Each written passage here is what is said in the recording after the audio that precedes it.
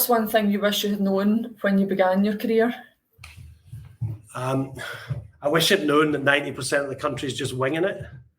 Yeah, because they are. I don't know. I just remember my father was a very reserved, professional kind of person, and I just believed the whole world was like that. And I had this belief, and then you get into business and you work for people, and you just have this mindset that they know everything and they know what they're doing and all of these sort of things. And yeah, 90% of them don't. I mean, hell, everyone's learning. Everything's a school day. I just wish I'd known that in the beginning.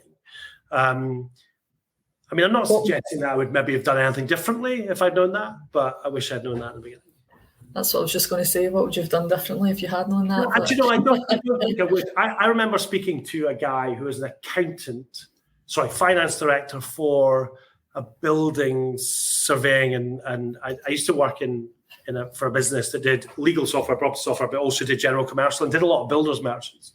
And I remember chatting. I was working late one night. I don't know. I was in my early to mid 30s. And I was chatting to this guy, and he said to me, and I was talking about, I don't know what was next for me and things like that. And he said to me, "Are you sure you want to own your own business before you're 40? You need to have some experience in what you're doing, and not experience what you do, but you've got to have built experience in business and in life before making that step." And there's some phenomenal businessmen who are younger than 40, and I'm not suggesting that it's the same for everyone, but certainly for me, I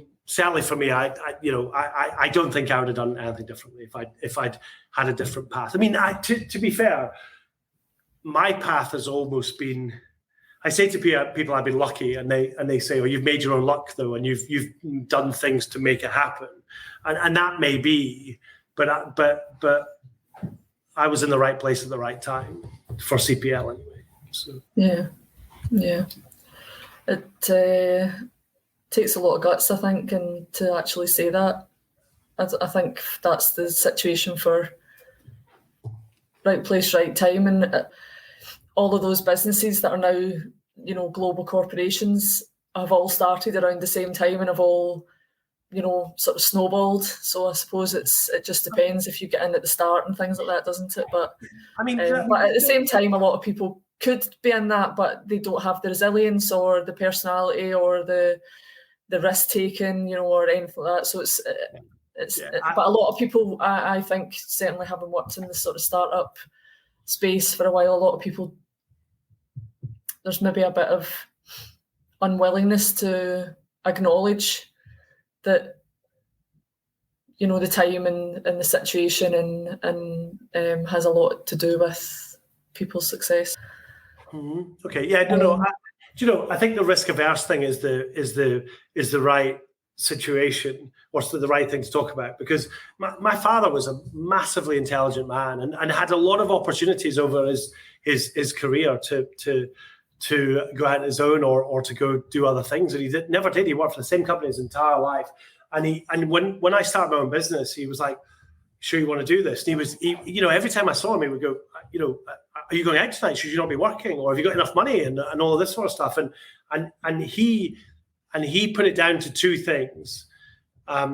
His personality. He said that he thinks my personality is far different to his, and my attitude can kind of get up and go and want to make a success.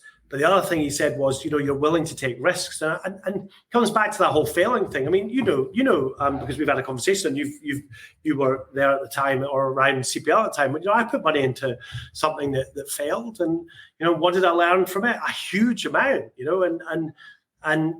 but if you don't try, you're not going to do it. But there are there's people disrupting markets all over the world, and a lot of people. So and Scotland's a great place as well for innovation, and there's a huge amount of startups, and especially in tech, which is hugely fascinating for me as well. So yeah, I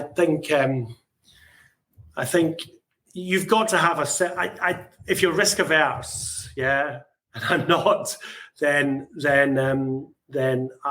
I think these sort of things may challenge you. Yeah. And I was actually, fortunate, unfortunate.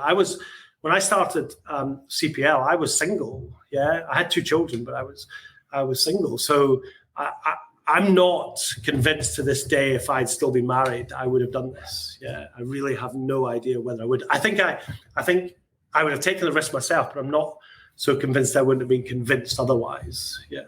Yeah. Cool. So if you were going to write a book about leadership, what would it be called and what would be your message? Can I swear? Staring out the window? No. It's funny actually because I'm down in the basement. I'm down in the basement. Yeah, you can cut this bit. I don't know. I just always look up there for inspiration. I have no idea. Staring at it.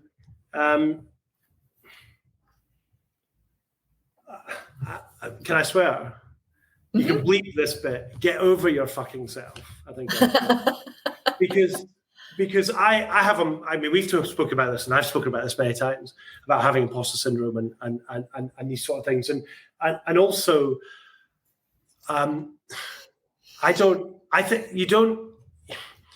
you just need to be you. We spoke about Clifton. We spoke about everyone being unique. Okay. And there is no set rules in this world. Yeah, I don't have a degree. I didn't do very well at school. I did go to college and get a diploma in computing and was a developer for a period of time. I wasn't a very good developer, which tend to be why I sort of migrated to the business side.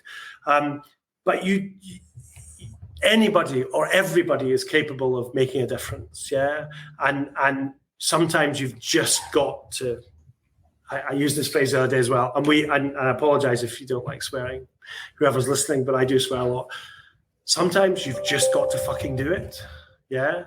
And that's one of my biggest challenges with business. It's inertia, it's procrastination and things not happening quick enough. So I think I would write a book about whoever you are, you have the ability to run your own business and be successful, or be successful and not run your own business.